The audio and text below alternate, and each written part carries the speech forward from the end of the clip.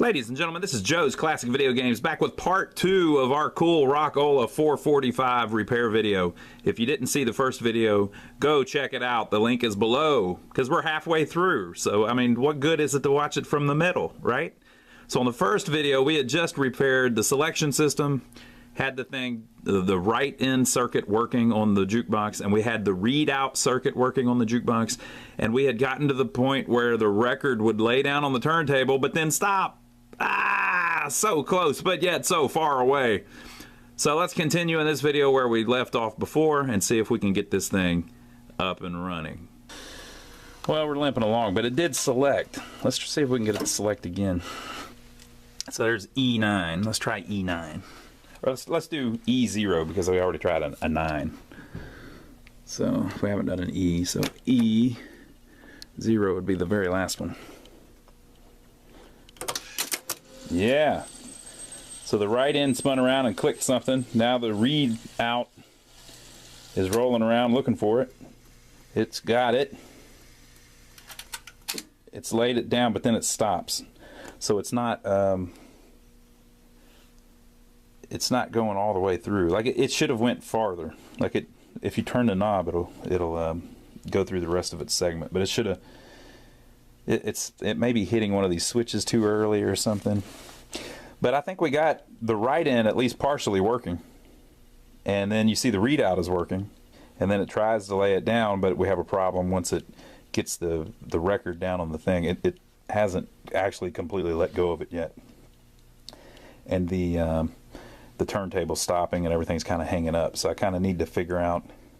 I'm going to keep looking through that theory of operation and seeing how far we can get. But I think we might have fixed our right end problem by spraying contact cleaner all over the selection keys. Alright, so we're back in school. So let's read through this and see if we can figure out how far we're getting. So it says sequence number 13, selection registered. The first selection phase is now complete. The second phase begins with our moving of the selector lever and turns our attention to the other side of the selector, right? The same pulse that moved the selector lever 1 into the play position, so when the right end kicks up the little leg, also energized the wobble plate solenoid, which is up here on the side of the thing. And so I've seen it, and that does happen. Every time you flip one of those, it moves that little solenoid. Also energized the wobble plate solenoid. This pulls the wobble plate arm against the wobble plate switch. Play control relay 3 energizes. So there is a play control relay inside the power distribution block. I did see that inside of there, but I haven't taken it apart and cleaned it or anything. Sometimes the relays get dirty inside. And so they're telling you this is how it happens, blah, blah, blah, blah, blah. The play control relay now starts the action to bring the specific record to the turntable. Amplifier and turntable motor is turned on. The circuit is not shown. Contact 4 closes circuits to the mute relay 5 and magazine motor 6 via the number 1 micro switch. Contact 4. What is it on? So I don't know what contact 4 is on. Oh, it's on the play control relay. Okay. Contact 4 closes circuits to the mute relay and magazine motor via the number 1 micro switch. So the magazine motor is turning, so that contact 4 must be working. Magazine and readout carriage begin to rotate. Yes, we've gotten that far. Causing homing wiper 7, which is this outside one here, to parallel a circuit to the play control relay. All right, so basically, in other words, it's keeping the play control relay on.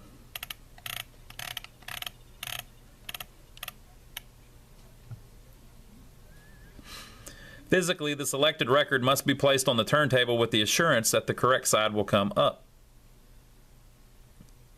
The readout carriage and wipers rotate in sync with the magazine until the physical and electrical conditions are arranged. So the readout carriage and wipers rotate in sync with the magazine until the physical. See, that's happening. So basically the basket's moving and the readout thing is moving. For every 360-degree rotation of the magazine, the alternating dog cams to change the lever position. The up and down movement operates the gripper reversal bracket as well as the A-B snap switches. Okay, all that's working. The switch action connects A top or B bottom record selection circuits to the readout carriage contacts and hammer coils via the printed circuit board and carriage wipers. All right, I think all that's working. When the mechanism has completed conditions for the physical transfer of the correct selection to the turntable, the striking of the selector lever by the readout carriage contact, 9, completes the circuit to the interlock trip coil, 10. Okay, so that's inside the control box. I have not messed with those. Contacts 11 and 12 transfer. Contact 11 provides a holding circuit for positive locking of the trip coil. So we're starting to get to things that could be the issue. As the trip coil armature completes its stroke, it's this one, release coil armature relaxes, transferring contacts 13, dynamically breaking the rotation of the record magazine and starting the gripper motor. Okay, yeah, so that much is happening. So this part, at least this one's working, but this one may, if they said something about this being a hold, that might have something to do with it. This operates the gripper arm whose jaws grasp the record, so we're getting that far. During the placing of the record on the turntable, the rotating gripper camshaft operates 3 microswitches. Microswitch 1 provides a safety feature, preventing the operation of both the gripper and the magazine motors at the same time. Microswitch 2 operates next, causing 2 actions to occur at the same time. First, the gripper motor circuit now is routed through a 15 ohm resistor, reducing the speed of the motor. This causes the tone arm to advance smoothly towards the turntable. That's interesting. You could get rid of that resistor and that thing would like be really fast. Let's not do that though. There's probably a reason. It'll be less smooth towards the turntable. All right, so it's doing that. During the placing of the record on the turntable, the rotating gripper camshaft operates 4 microswitches. Why did it say 3 up here? During the placing of the record on the turntable, the rotating gripper camshaft operates 3 microswitches. During the placing of the record on the turntable, the rotating gripper camshaft operates 4 microswitches. During the placing of the record on the turntable, and this says, during the placing of the record on the turntable, the rotating gripper camshaft, and this says, the rotating gripper camshaft operates 4 microswitches. So why does one say 3 and one says 4?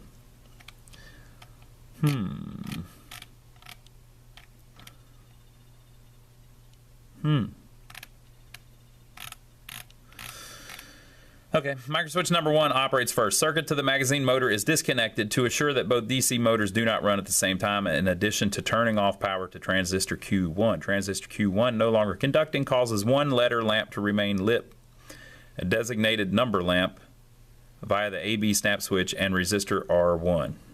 Might have to look into that. When number 3 microswitch operates, the interlock release coil, so inside, 16 energizes. A dynamic brake is applied on the gripper motor. Hammer on the readout carriage is released. So this goes back. No, hammer on the readout carriage is released. Okay, that's on the actual carriage. At this point, the tone arm is fed mechanically into the record. Amplifier mute relay relaxes and the music cycle starts. So we might have some problems with these going on, or we might have some problems with the number 3 microswitch. As record play is ended, blah blah blah. Okay, so we haven't got to that part.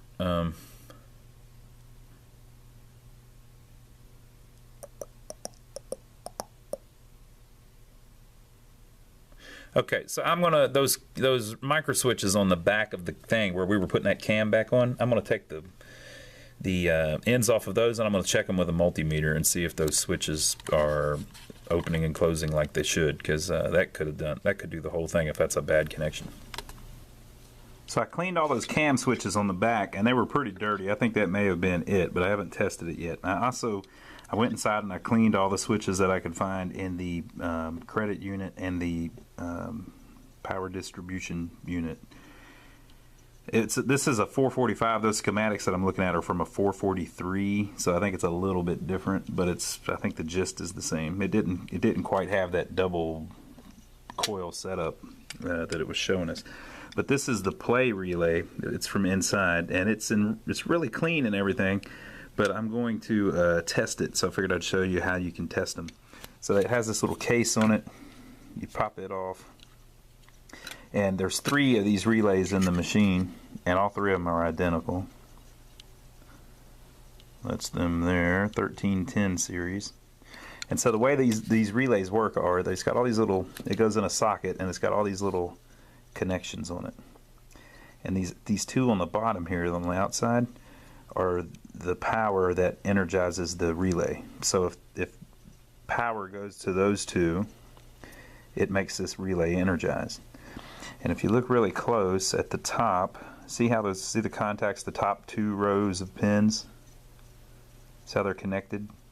I mean, they're not connected, but you see how the armature here is touching the top one? So you see on the top there are 4 contacts, right? And then back here they have a wire soldered to them. And the wire connects down to these contacts. So right now this bottom contact here, the second one up, is connected to the top because that armature is touching the top one. If the relay pulls in, it pulls all the armatures down, and now they're touching the bottom. So now the 3rd row is touching the 2nd row, and there's 4 of them on this relay. You can see how clean it was just in the game. This thing's 50 years old. So the way you can check if it's any good is you can right now it's the top row should be touching the 3rd row. I don't know if I can do this with one hand, but hey, we'll try. If I was any good with chopsticks, I could.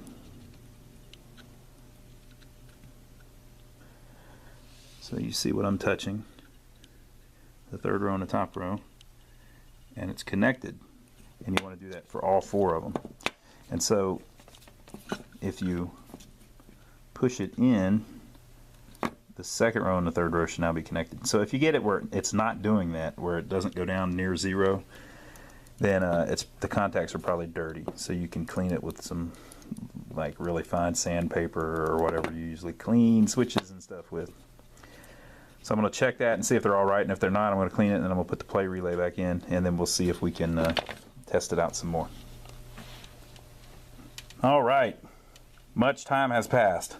So I was tracking down the wire. So basically we got it to where when it's in the operate position, sometimes it would just stop. And so remember I was just saying that there was a relay that was a little different. I guess this version's different, blah, blah, blah. No, I was just looking in the wrong spot. This piece here hangs underneath the mech in the front, right underneath the turntable. And inside it is a bunch of contacts and relays and stuff. And that all has to do with the motors running. It's what distributes power this way and that way. So I'm going to clean all these relays and then pop this thing back in, and hopefully that'll get us where it doesn't stop while it's moving, and when it lays the arm down it just stops there instead of continuing to go. So hopefully this will get us somewhere. Well, that still didn't get it, folks. I'll show you where we're at. If you put it on scan, it will scan no problem. If you put it on operate, it stutters and stuff. Right?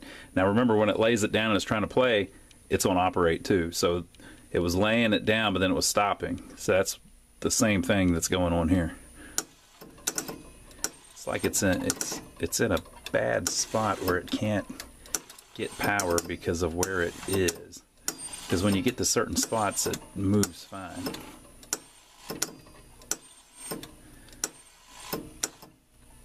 It should spin all the way around to the home position and stop. Usually whenever you put it back in operate, it'll go to right here and stop. It just stays there until while it's in operate position. So if you're right here and you put it in operate, it should go all the way around and stop at that spot. You can see it'll go a little bit and then hang up.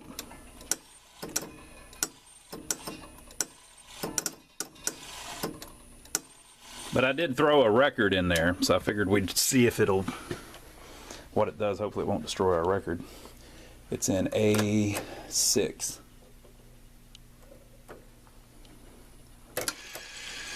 So right in, just wrote in A6 apparently. Oh, the lights are working on the front too.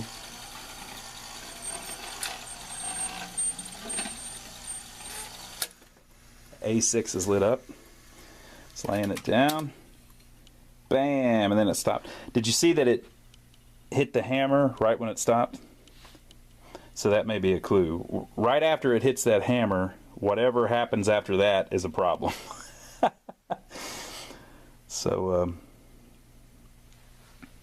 if you hit scan, it'll kind of keep going through its motion, what it was supposed to do.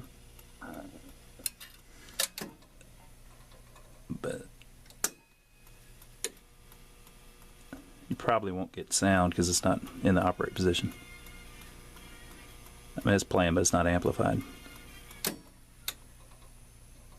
So whatever it is that's making it stop, we're at that, wherever that is. So I will keep digging through the schematics till we can figure out how it works. Okay, I may have figured it out, in theory. So we're at the part where it's rotating the magazine. Play control relay now starts the action to bring the specific record to the turntable. Amplifier in the turntable motor is turned on. Contact 4 closes the circuits to the mute relay 5 and magazine motor 6 via the number 1 microswitch. Okay. Magazine and read out carriage begin to rotate. Right, so we're getting that far. Causing homing wiper 7 to parallel a circuit to the play control relay. Right. So on the outside readout thing, there is one wiper that they call the homing wiper. Right. And so to parallel a circuit to the play control relay. So the play control relay is what turns on the amplifier and the turntable motor. Right? And is making stuff happen. Okay?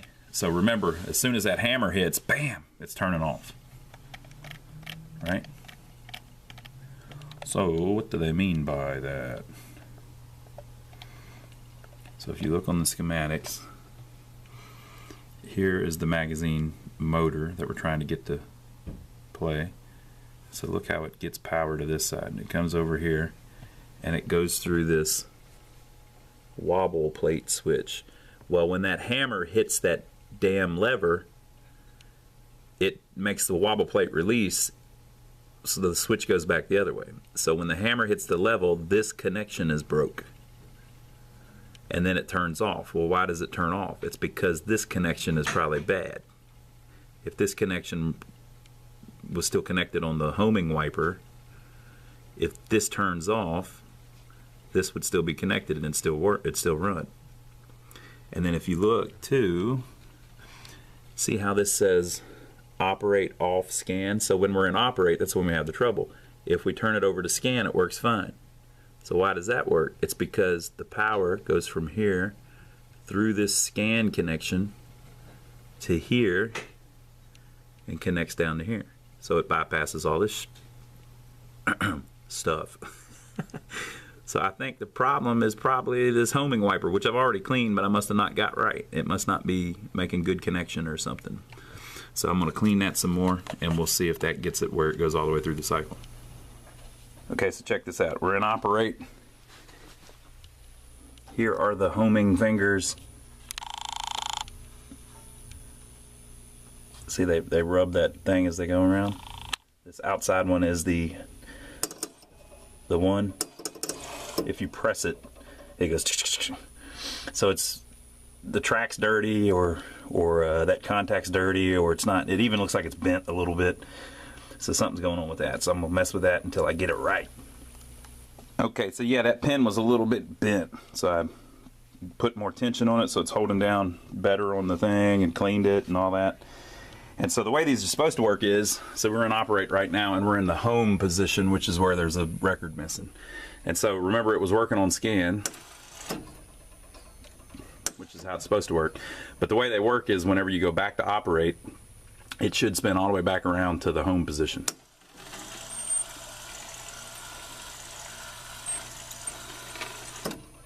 Oh hell.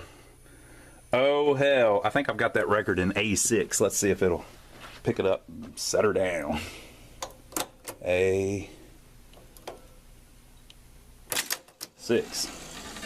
So it did the write-in things. We were still where we were. Now I did the readout thing. Laid the record down, kind of. Put the needle on the record. All right, it's playing, it's just not amplified.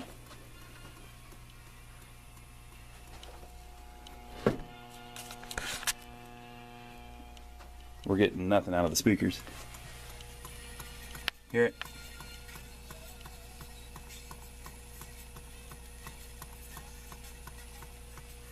So it's trying. So it's still hanging up a little bit and stuff, but like it didn't grab the record quite right. But all that, I think some of that will work its way out, and some of it we can adjust out. But we need to get the amp working. So that's our next thing. We'll see if we can figure anything out with that. I had the damn volume turned down.